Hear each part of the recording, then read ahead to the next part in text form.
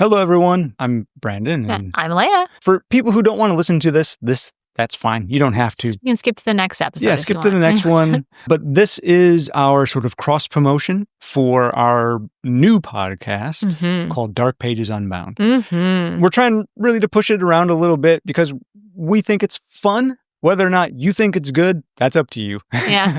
Like we always say, we're amateur writers. We're amateur voice actors. I hate to call us voice actors because we're not. I have no background in it. But we're amateur and all that. But we like doing it. We're it's amateur, so fun. Yeah, we're amateur audio producers, all that stuff. Podcasters. We're amateur everything. I'm such an amateur, man. Amateur, Leia. Come on. Step it up a little bit. I know, I'm trying. But anyway, we just wanted to drop an episode into this feed. Listen to it. If you like it, go ahead and subscribe to the other show called Pages Unbound. The episode we're dropping in here is our first episode. I call it To Find My Father. I wrote it. I based it off of the real-life Bloody Benders. Murder family. Yeah, the murder family from the late 1800s. I took some liberties, changed the names. Really shouldn't have even bothered changing the names. Right. But I figured in case I wanted to go back to that world, I could make those characters my own. But I added a paranormal aspect to it. It's got a spin to it. Yeah. So check it out. Hopefully you enjoy it. If you do, great. Let us know. In fact, encourage us to do more. Like, subscribe, share, review, all that stuff with this. If you don't like it, I don't blame you. And I'm not mad at you. Maybe you don't leave a bad review. Just skip if you don't like it. Yeah, just skip it if you don't like it. But please give it a listen. See what you think. Hopefully you enjoy the first episode of Pages Unbound, To Find My Father.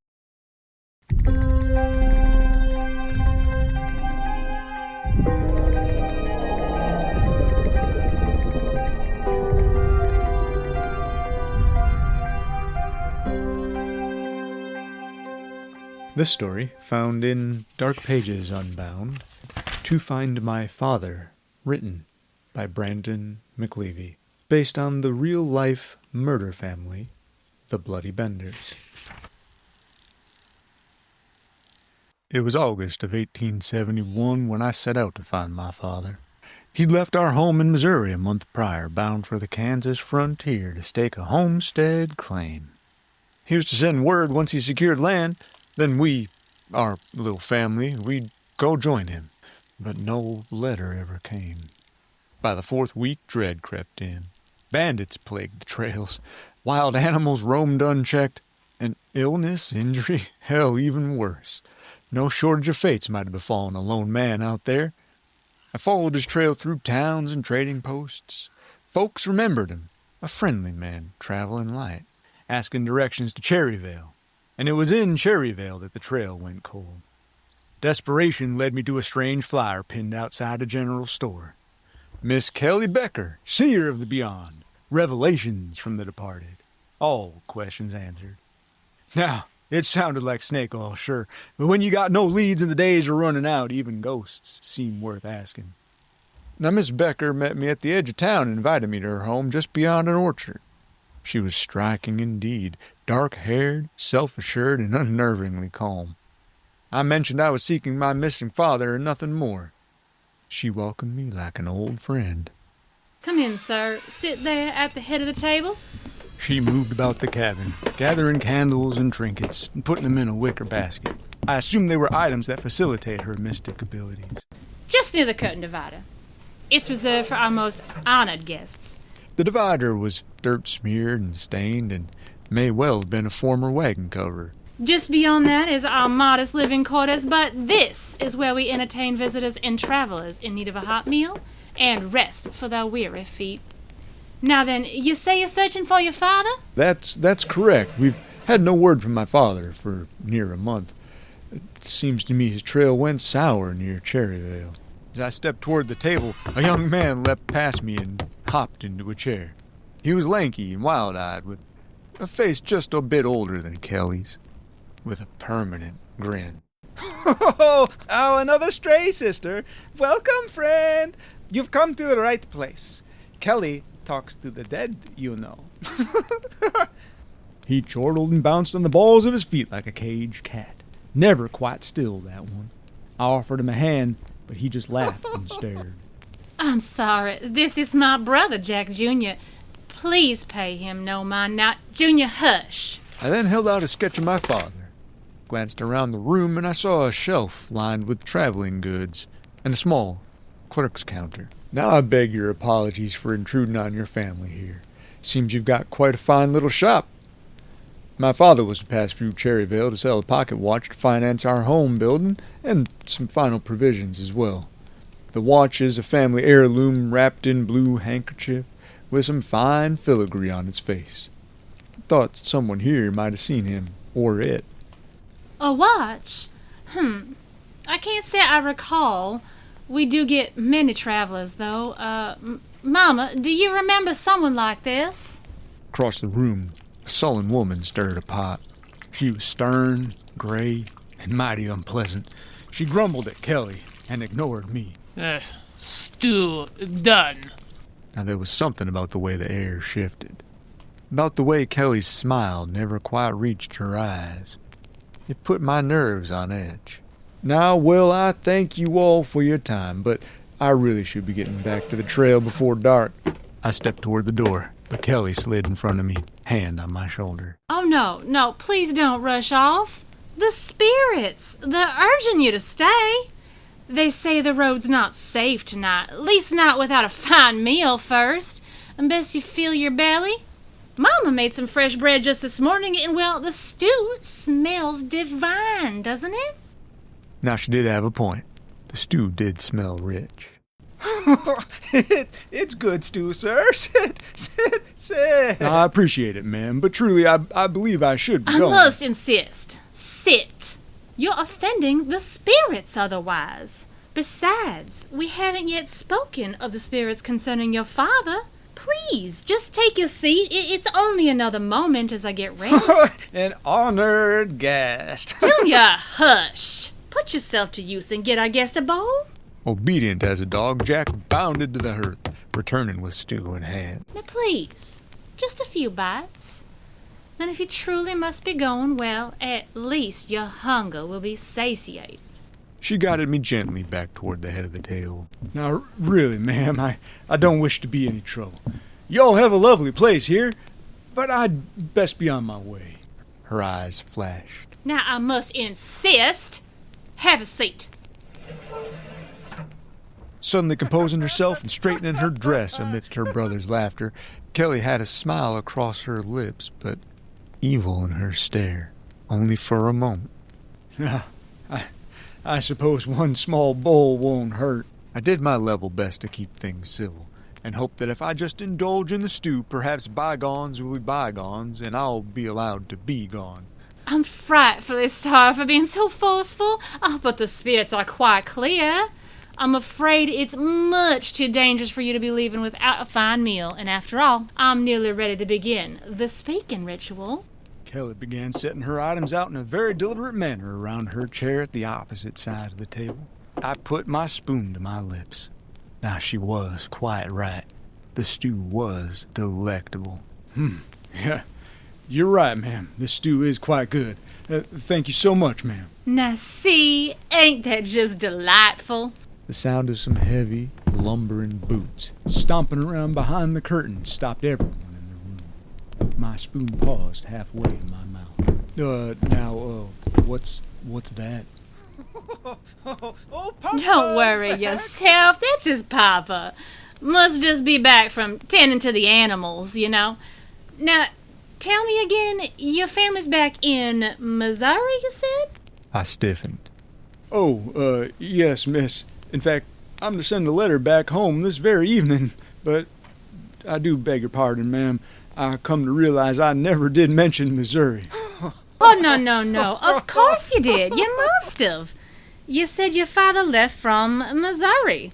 That's how you found your way here. No, I hadn't. I know I hadn't said it.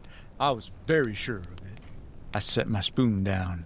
My stomach turned. Really, I do think it's best I be going now. Sun'll be gone soon. Kelly stepped between me and the door, and a knife appeared in her hand so quick I wasn't sure where it came from. It's not safe out there. Please, just finish your stew. A few more bites and the spirits will be satisfied. Why, my conscience just couldn't ever rest easy should the worst happen for you out there. I bet Papa's almost No, ready. I don't think I'm all that hungry anymore. The stew is quite hearty. In fact, thank you again, ma'am. I rose. Kelly's smile dropped, and her eyes burned. Sit down. Those heavy steps started up again. Now, really, I do thank you kindly for the stew. Quite lovely place you have here. I hesitated. The second worst mistake of my life, aside from coming to this odd cabin in the first place. Then, the world rang with a crack. Something struck me hard from behind. Stars burst in my vision and my knees gave way. I fell face first into the bowl. The stew was hot and slick against my cheek, and I tasted copper. Damn it! You got blood on me again. Oh, and look at this. There's stew all over me. Jack Jr. pushed his face right close to mine. You should see your face. All covered in stew. I managed to catch my breathing and tried to look through the blurred vision at the chaos around me. Junior leapt about maniacally. Kelly brushed her face and her dress, trying to wipe my blood away. Papa, look, you didn't hit him hard enough. He's still moving. They argued, and they bickered like crows. I stumbled upright and lunged for the door.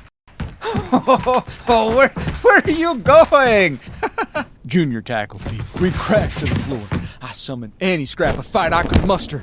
I thrashed, teeth bared, and slammed my head backward into his face. He yowled and fell off of me. I jumped to my feet quick as I could manage and lunged at the door. Mercifully, it swung open. Cool air hit me. Freedom. I forced myself into a stumbling run. In no time, I nearly reached the edge of the adjacent forest. Dense trees ahead. Salvation. Damn it, Junior! Papa! He getting away! Despite the ringing in my ears and my vision being blurred, I persevered. My family, my fiancé, they drove me forward. I could nearly reach out and touch the trees. Only a few more steps before I could vanish into the thick wilderness. And then, crack! I crumpled. The pain split my skull like firewood once more. Darkness swallowed me and the world faded. As my vision blurred and narrowed to a pinpoint, Jack Jr. and Kelly stood over me. Wonderful hit, Papa. I felt the weight of Kelly straddle me, and then I felt a metallic sting of a blade in my throat. Let's just make sure it gets done right. A torturous but quick pain drew across my neck. I choked and gurgled on my own life-giving blood as it flowed down my throat. I prayed the pain would be gone soon and I would be greeted by my maker. Junior, get him to the drain pit for someone else comes around. Everything went black, but what seemed to me just a moment later I woke to motion, dull and scraping. Dirt. I was being dragged. My eyes barely open. I saw orchard branches pass above. The sky a canvas of deepening dust. Jack Jr. was giggling. His arms hooked under mine. He stopped at a full, apple-rich tree. It would have been a beautiful sight. Apples reflecting the coming moonlight in a different circumstance. There stood the man I assumed was Papa, a massive silhouette with a shovel. Behind him, the earth yawned open, a pit, deep and black. He's still twitching, Papa. Want one more back? Nein, stick it in die Grube. My breath came in ragged, wet gasps. I tried to speak, to beg, but blood gurgled in my throat. Jack Jr. rolled me over. I saw the sky once more. Then I dropped. The fall was short, but impact was foul. I landed in something soft and jagged, sticky and wet. There was the smell that hit me first, putrid, rot, and decay. Gasping and weeping, I started praying in my head. Against my better desires, I focused my eyes, and in the tunnel vision, I saw bodies. Stacked and slumped, arms twisted, faces caved in, men, women, even children. These people are monsters. I've truly encountered demons here on earth. As I scanned all these poor souls around me, there was something among the pathetic mass that stole what remained of my breath away. A familiar coat, with a rotten hand clutching a blue handkerchief. Inside it, a pocket watch with elaborate filigree around the cover glinting in the dusky light. No mistaking it. There in this pit of misery and macabre malignancy was my father. I screamed, or I thought I did, only a gurgle escaped. Tears poured from my eyes as I suddenly became privy to a terrible secret. A secret that I prayed my family would never come to know. I struggled and I clawed, but the bodies pressed against me, slick and bloated, and I had no fight left. Above I heard digging, as dirt rained down upon me in uncaring shovelfuls. The rot filled my lungs, my limbs spasmed, and then stilled. The last thing I saw before darkness swallowed me again was my father's face, empty, eyes eaten away, and the glint of that watch ticking no more. Somehow I gasped, like I'd been holding my breath for eternity. My chest ached, my thoughts stumbled in the dark. I know this place, but not why I'm here. Hello? Hello, can you hear me? I'm back in the chair. In that chair, the guest of honor chair. Kelly's cabin, it's almost completely dark. Just a few flickering candles light her face. But she's still smiling, still calm. Ah. Oh, good. I see you can. Rage flares inside me. I want to shout, to curse her, to move, but I can't. Her voice holds me like a chain. No need for that at all. I feel your fury, but I won't have you cursing in this house. Silence suits you best anyway. Her voice is like sugar and iron, sweet but cold and hard. My mouth stays frozen. My fists won't clench. You know, I truly do feel bad. I promised my talents to help find your father before things got so messy, of course. I burn with a white-hot intensity. My skin prickles, like something's crawling just beneath it. It was indeed fury. Still, what's done is done, isn't it? Can't be changed. Even if we'd held your little seance earlier, it wouldn't have saved you. It really only would have delayed things. A scream boils inside me, but never reaches my throat. She watches me like a mother amused by a child throwing a tantrum. Oh, you're seething, aren't you? You angry with me, Her sing-song tone curdles my blood. I just want to make amends and prove my powers are genuine. Oh, and mind you, I did keep my word, you know. I helped you find your father, in the end. So I believe that promises, well, they're kept. I may be many things. Many things. But I'm not a fraud. My heart lurched. My father. That pit. His broken body and mine beside his. Kelly's papa. Shoveling the earth over us both. Oh, you poor thing. You're just now putting it together, aren't you? Oh, no.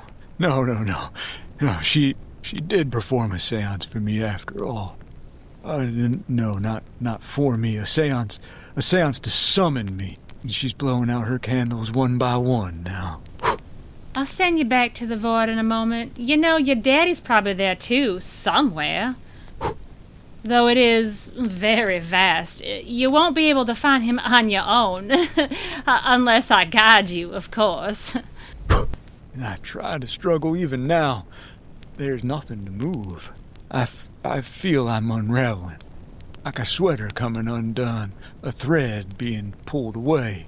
Well, I must be off. More guests are coming undoubtedly soon, and I do like to prepare properly. Cabin dims further. My sense of self begins to smear across that dark like ink in water. I hope you do know I feel so much better now. Apologies have been made, debt settled. I mean, thank you, truly. She holds a final candle to her mouth. And all I want is one last embrace from my mother, from my father. Just to see the sun again. Anyway, Off you go. Enjoy your eternity. Just to be... The Bender family, also known as the Bloody Benders, consisting of John Bender Sr., the patriarch of the family. He was approximately 60 years old. He spoke little to no English, and what was spoken was often guttural and unintelligible. A quote describing the man: "A repulsive, hideous brute without a redeeming trait. Dirty, profane, and ill-tempered."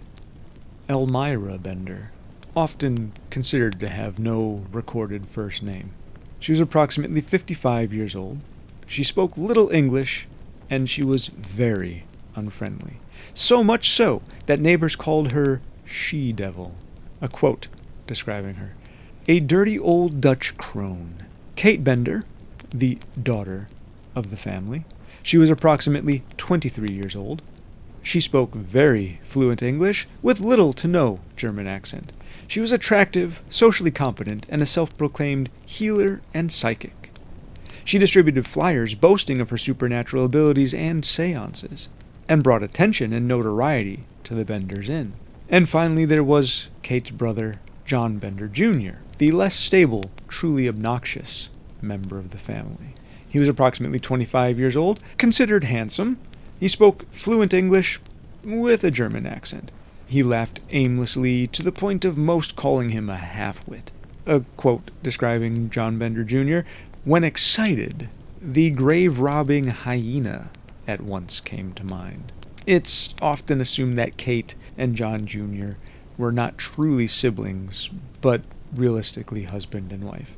The family had settled in Labette County, Kansas in the early 1870s near the Osage Trail. They established a small log home, a barn, and an orchard. Their tiny cabin was divided by an old canvas wagon cover. The larger part of the home was used as a general store and an inn of sorts, serving weary travelers, while the incredibly small back portion was used as their living quarters. From the years 1871 to 1873, 11 victims had fallen prey to the Benders. The family worked together to commit their crimes, and their most common method of dispatching unfortunate passers-by was to seat them at the head of a dining table, near the room dividing canvas, and John Sr. or John Jr. would bash them with a hammer, followed by Elmira or Kate cutting the neck of the sad soul to finish the job. The bodies would then be buried in the gardens or the orchard. Oftentimes valuables would be taken off the corpses and sold in town, but on occasion the valuables would just be left and buried with the victims,